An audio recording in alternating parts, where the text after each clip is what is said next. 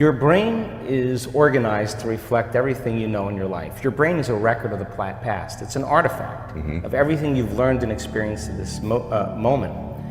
The feelings and emotions are the end product of past experiences, and we can remember experiences better because we remember how they feel. So most people wake up in the morning and they start remembering all their problems, and those problems are connected to certain people and certain things at certain times and places. The moment they start thinking about those problems, they're thinking in the past. Those problems have an emotion associated with them, and the moment they start feeling those emotions, the body, as the unconscious mind, doesn't know the difference between an experience that's creating an emotion and the emotion the person's fabricating by thought alone. Now, thoughts are the language of the brain, and feelings are the language of the body. And how you think and how you feel creates your state of being. So most people's entire state of being, when they start their day, is already in the past. So you have a choice. The choice is you're either defined by a vision of the future or you're defined by the memories of the past. And when you decide to say, okay, I'm going to change, and you decide one thing, I'm not going to eat this food, I'm going to wake up earlier, I'm going to do something aerobic, I'm not going to have sugar after 6 o'clock, whatever it is, whatever choice a person makes.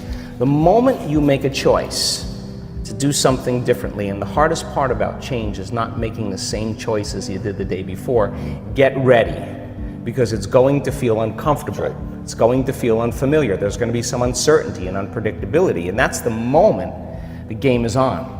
So then most people, their body has been conditioned emotionally to be the mind.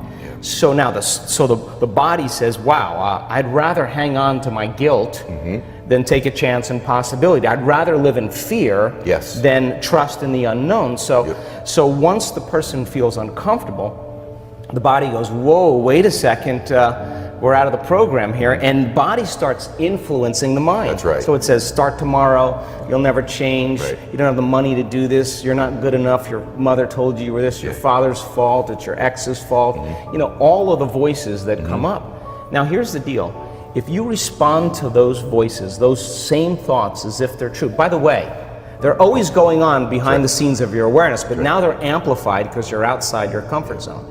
You believe in that thought's going to lead to the same choice, which is going to lead to the same behavior, which is going to create the same experience and produce the same emotion, and the person's going to say, this feels right. No, that feels familiar. Going from the old self to the new self is a neurological, it's a biological, it's a chemical, it's a hormonal, it's a genetic death of the old self.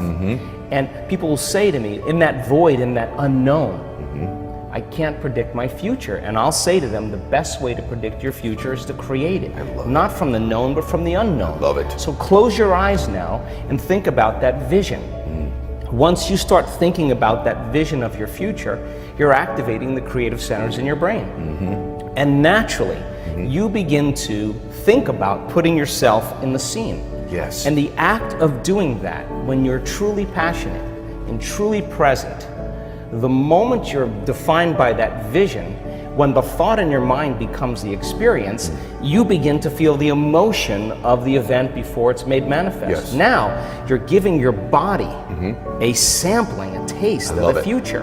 And now, if a thought and a feeling create a new state of being, you're combining a clear intention with an elevated emotion, and now you're beginning to change your biology, and you're seeing a whole new landscape that you could never see before because you're no longer viewing your future through the lens of the past. I love this. Now, this requires then something really specific, because most people will wait for their wealth to feel abundance. They'll wait for their success to feel empowered. They'll wait for their new relationship to feel loved. They'll get all these things when. Yes. So think about that. The absence of getting those things causes people to live in lack their entire life. And so they're waiting for something outside of them to change how they feel inside of them. And if they're not creating a new life, then they're not applying the proper principles, then they keep all their manifestations, all their dreams at arm's length. Well, think about this. If you get up feeling gratitude, if you get up feeling empowered, if you get up feeling whole, if you get up feeling unlimited, why would you worry about whether it was going to come or not? You would feel like it already happened.